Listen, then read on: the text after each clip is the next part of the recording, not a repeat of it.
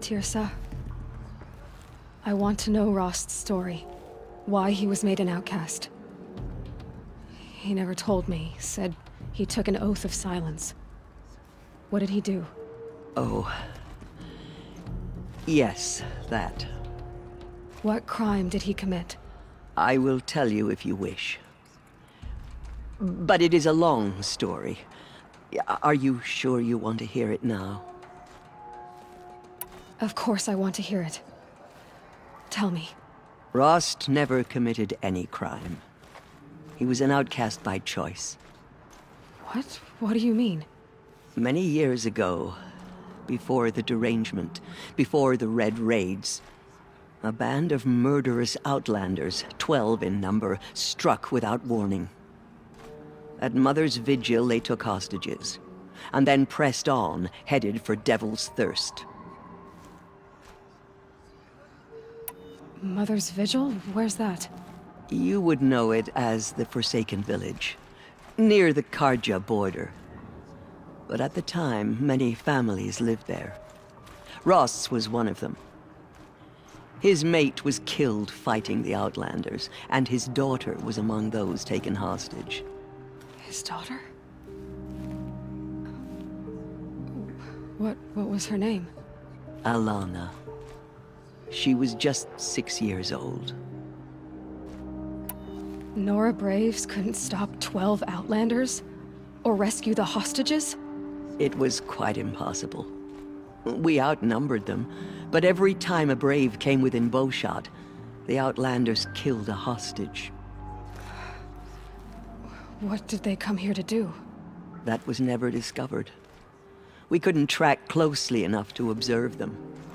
We know they camped beyond Devil's Thirst for 2 days.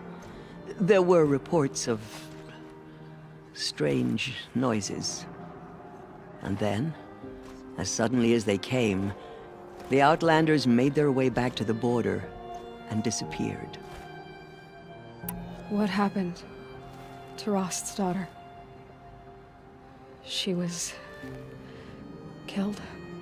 Rost was one of the Braves who tracked the Outlanders, keeping his distance. There were 6 hostages still alive when they reached the border. Alana among them.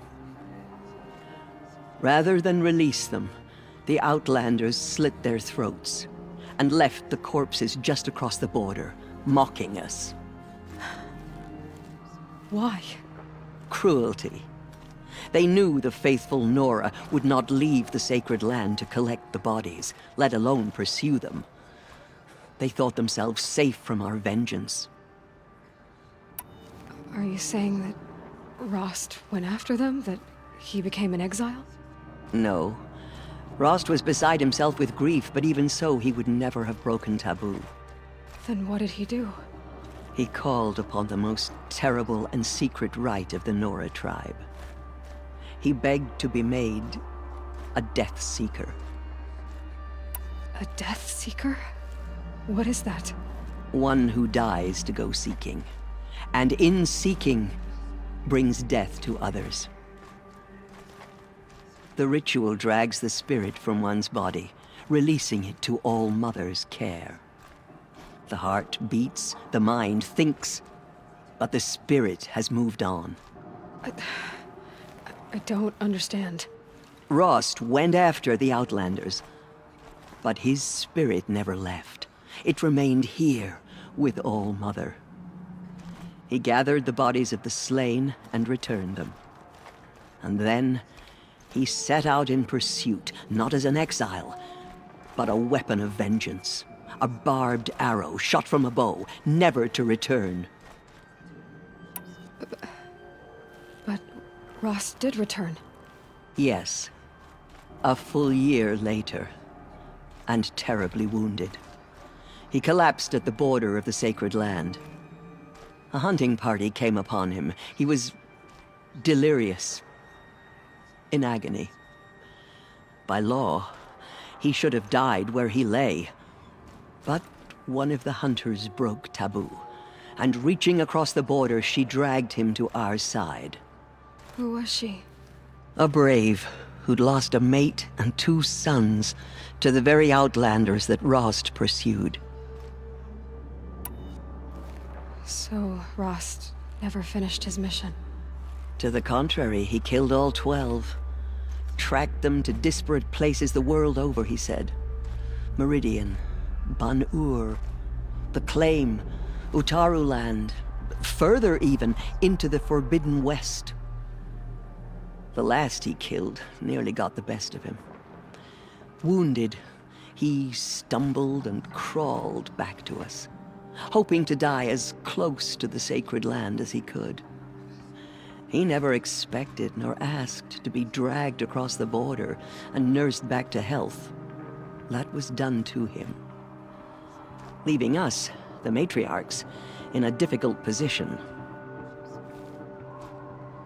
Why couldn't you just welcome him back? Rost had been made a death seeker, Aloy.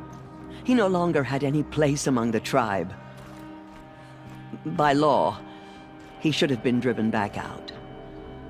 But we couldn't bring ourselves to do that, so we offered a compromise.